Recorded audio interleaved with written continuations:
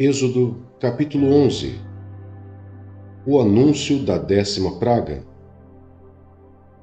Disse então o Senhor a Moisés: Enviarei ainda mais uma praga sobre o Faraó e sobre o Egito. Somente depois desta ele os deixará sair daqui e até os expulsará totalmente. Diga ao povo, tanto aos homens como às mulheres, que peçam aos seus vizinhos objetos de prata e de ouro. O Senhor tornou os egípcios favoráveis ao povo, e o próprio Moisés era tido em alta estima no Egito pelos conselheiros do Faraó e pelo povo. Disse, pois, Moisés ao Faraó: Assim diz o Senhor: Por volta da meia-noite passarei por todo o Egito. Todos os primogênitos do Egito morrerão, desde o filho mais velho do Faraó, herdeiro do trono, até o filho mais novo da escrava que trabalha no moinho, e também todas as primeiras crias do gado. Haverá grande pranto em todo o Egito, como nunca houve antes nem jamais haverá. Entre os israelitas, porém, nem sequer um cão latirá contra homem ou animal. Então vocês saberão que o Senhor faz distinção entre o Egito e Israel. Todos esses seus conselheiros virão a mim e se ajoelharão diante de mim, suplicando: Saiam você e todo o povo que o segue. Só então eu sairei. E com grande ira, Moisés saiu da presença do Faraó. O Senhor tinha dito a Moisés: O Faraó não lhes dará ouvidos, a fim de que os meus prodígios se multipliquem no Egito. Moisés e Arão realizaram todos esses prodígios diante do Faraó, mas o Senhor lhe endureceu o coração e ele não quis deixar os israelitas saírem do país. Êxodo capítulo 12, versos do 1 ao 20. A Páscoa. O Senhor disse a Moisés e Arão no Egito: Esse deverá ser o primeiro mês do ano para vocês. Digam a toda a comunidade de Israel que no 10º dia deste mês, todo homem deverá separar um cordeiro ou um cabrito para sua família, um para cada casa. Se uma família for pequena demais para um animal inteiro, deve dividi-lo com seu vizinho mais próximo, conforme o número de pessoas e conforme o que cada um puder comer. O animal escolhido será macho de 1 ano, sem defeito, e pode ser cordeiro ou cabrito. Guardem-no até o 14º dia do mês, quando toda a comunidade de Israel irá sacrificá-lo, ao pôr do sol. Passe então um pouco do sangue nas laterais e nas vigas superiores das portas das casas nas quais vocês comerão o animal.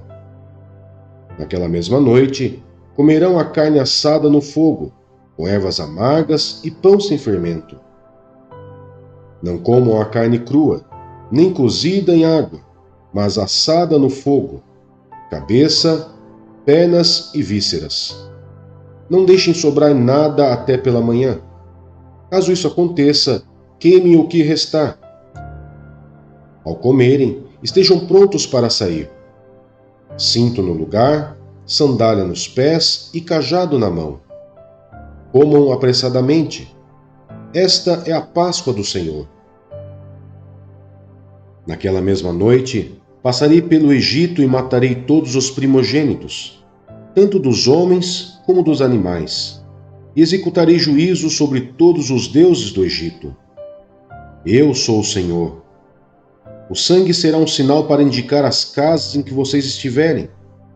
Quando eu vir o sangue, passarei adiante. A praga de destruição não os atingirá quando eu ferir o Egito. Esse dia será um memorial que vocês e todos os seus descendentes celebrarão como festa ao Senhor. Celebrem-no como decreto perpétuo. Durante 7 dias comam pão sem fermento. No primeiro dia tirem de casa o fermento, porque quem comer qualquer coisa fermentada, do 1º ao 7º dia, será eliminado de Israel. Convoque uma reunião santa no 1º dia e outra no 7º. Não façam nenhum trabalho nesses dias. exceto o da preparação da comida para todos. É só o que poderão fazer. Celebrem a festa dos pães sem fermento, porque foi nesse mesmo dia que eu tirei os exércitos de vocês do Egito. Celebrem esse dia como decreto perpétuo por todas as suas gerações. No primeiro mês, comam pão sem fermento, desde o entardecer do 14º dia até o entardecer do 21º. Durante 7 dias, vocês não deverão ter fermento em casa. Quem comer qualquer coisa fermentada será eliminado da comunidade de Israel, seja estrangeiro, seja natural da terra. Não comam nada fermentado. Onde quer que morarem, comam apenas pão sem fermento.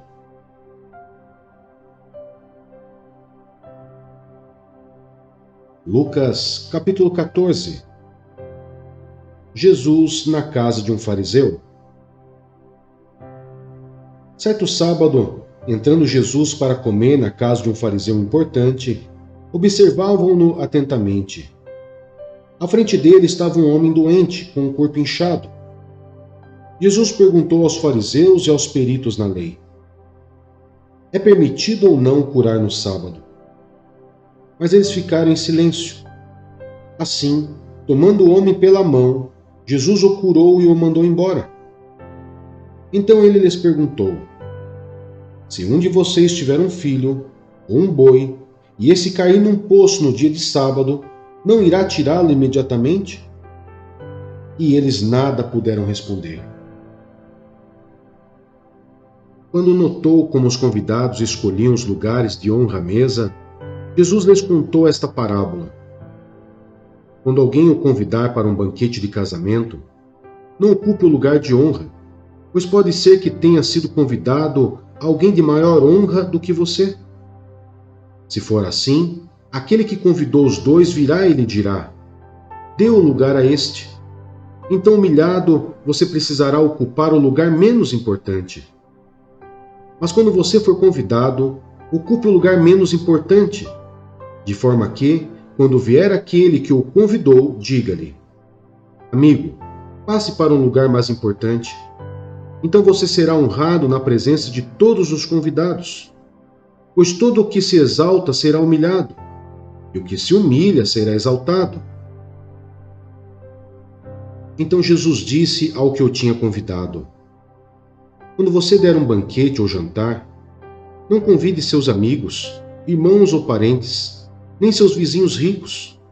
Se o fizer, eles poderão também, por sua vez, convidá-lo, e assim você será recompensado.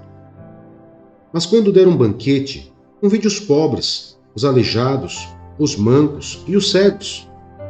Feliz será você, porque estes não têm como retribuir. A sua recompensa virá na ressurreição dos justos. A parábola do grande banquete. Ao ouvir isso, um dos que estavam à mesa com Jesus disse-lhe: feliz será aquele que comer no banquete do reino de Deus. Jesus respondeu: certo homem estava preparando um grande banquete e convidou muitas pessoas. Na hora de começar, enviou seu servo para dizer aos que haviam sido convidados: venham, pois tudo já está pronto. Mas eles começaram, um por um, a apresentar desculpas. O primeiro disse: acabei de comprar uma propriedade e preciso ir vê-la. Por favor, desculpe-me. Outro disse: acabei de comprar 5 juntas de bois e estou indo experimentá-las. Por favor, desculpe-me. Ainda outro disse: acabo de me casar, por isso não posso ir. O servo voltou e relatou isso ao seu senhor. Então o dono da casa irou-se e ordenou ao seu servo: vá rapidamente para as ruas e becos da cidade e traga os pobres, os aleijados, os cegos e os mancos. Disse o servo: o que o senhor ordenou foi feito, e ainda há lugar. Então o senhor disse ao servo: vá pelos caminhos e valados e obrigue-os a entrar, para que a minha casa fique cheia. Eu lhes digo, nenhum daqueles que foram convidados provará do meu banquete. O preço do discipulado. Uma grande multidão ia acompanhando Jesus. Este, voltando-se para ela, disse: Se alguém vem a mim e ama o seu pai, sua mãe, sua mulher, seus filhos, seus irmãos e irmãs, e até sua própria vida, mais do que a mim, não pode ser meu discípulo. E aquele que não carrega sua cruz e não me segue, não pode ser meu discípulo. Qual de vocês, se quiser construir uma torre, primeiro não se assenta e calcula o preço, para ver se tem dinheiro suficiente para completá-la? Pois, se lançar o alicerce e não for capaz de terminá-la, todos os que virem rirão dele, dizendo: Este homem começou a construir e não foi capaz de terminar. Ou, qual é o rei que, pretendendo sair à guerra contra outro rei, primeiro não se assenta e pensa se com 10.000 homens é capaz de enfrentar aquele que vem contra ele com 20.000? Se não for capaz, enviará uma delegação, enquanto o outro ainda está longe, e pedirá um acordo de paz. Da mesma forma, qualquer de vocês que não renunciar a tudo que possui, não pode ser meu discípulo. O sal é bom, mas se ele perder o sabor, como restaurá-lo? Não serve nem para o solo, nem para adubo. É jogado fora. Aquele que tem ouvidos para ouvir, ouça.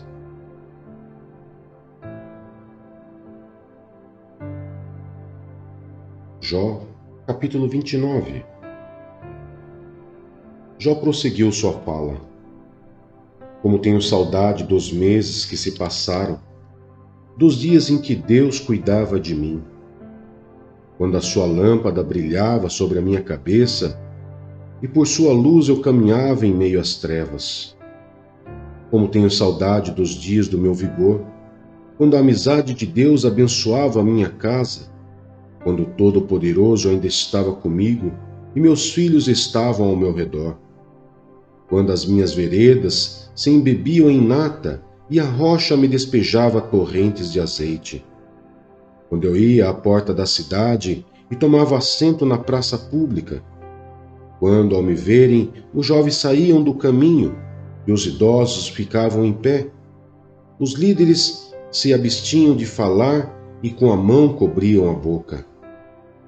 As vozes dos nobres silenciavam e suas línguas colavam-se ao céu da boca. Todos os que me ouviam falavam bem de mim, e quem me via me elogiava, pois eu socorri o pobre que clamava por ajuda, e o órfão que não tinha quem o ajudasse. O que estava à beira da morte me abençoava, e eu fazia regozijar-se o coração da viúva.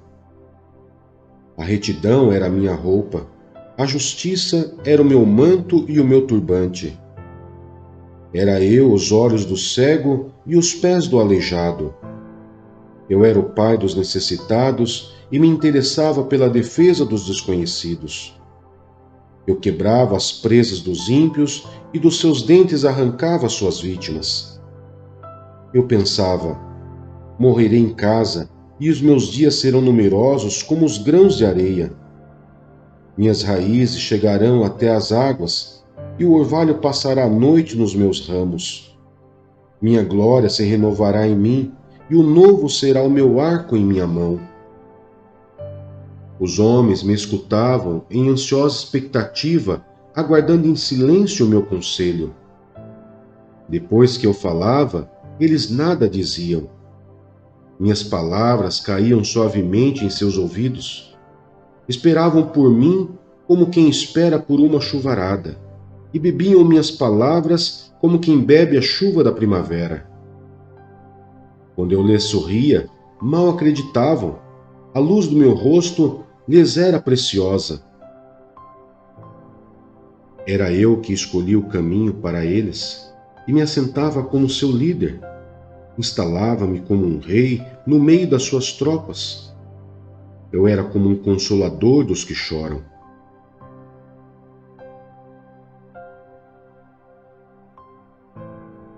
1 Coríntios, capítulo 15. A ressurreição de Cristo. Irmãos, quero lembrar-lhes o evangelho que lhes preguei, o qual vocês receberam e no qual estão firmes. Por meio deste evangelho, vocês são salvos, desde que se apeguem firmemente à palavra que lhes preguei. Caso contrário, vocês têm crido em vão. Pois o que primeiramente lhes transmiti foi o que recebi, que Cristo morreu pelos nossos pecados, segundo as Escrituras.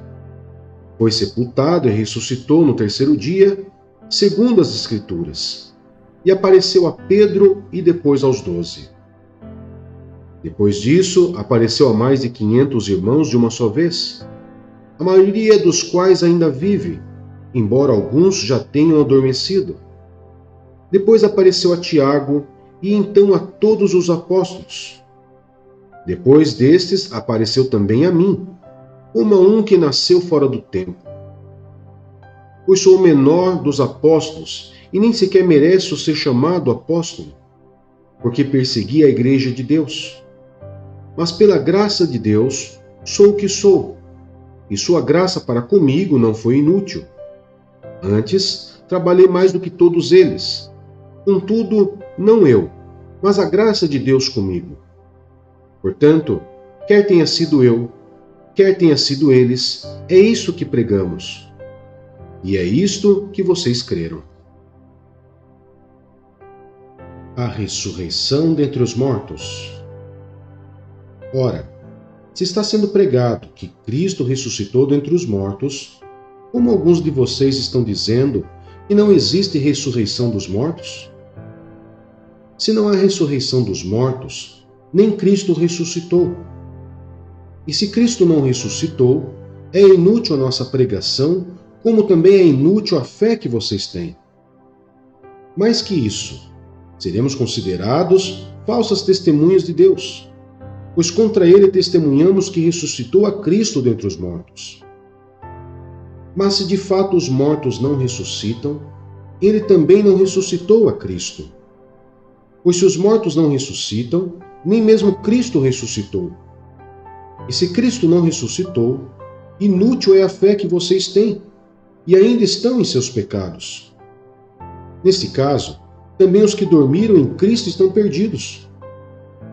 Se é somente para esta vida que temos esperança em Cristo, somos de todos os homens, os mais dignos de compaixão. Mas de fato, Cristo ressuscitou dentre os mortos, sendo ele as primícias dentre aqueles que dormiram. Visto que a morte veio por meio de um só homem, também a ressurreição dos mortos veio por meio de um só homem. Pois da mesma forma como em Adão todos morrem, em Cristo todos serão vivificados, mas cada um por sua vez. Cristo primeiro, depois, quando ele vier, os que lhe pertencem. Então virá o fim, quando ele entregar o reino a Deus, o Pai, depois de ter destruído todo o domínio, a autoridade e poder. Pois é necessário que ele reine, até que todos os seus inimigos sejam postos debaixo de seus pés. O último inimigo a ser destruído é a morte, porque ele tudo sujeitou debaixo de seus pés. Ora, quando se diz que tudo lhe foi sujeito, fica claro que isso não inclui o próprio Deus, que tudo submeteu a Cristo. Quando, porém, tudo lhe estiver sujeito, então o próprio Filho se sujeitará àquele que todas as coisas lhe sujeitou, a fim de que Deus seja tudo em todos. Se não há ressurreição, que farão aqueles que se batizam pelos mortos? Se absolutamente os mortos não ressuscitam, por que se batizam por eles? Também nós, por que estamos nos expondo a perigos o tempo todo?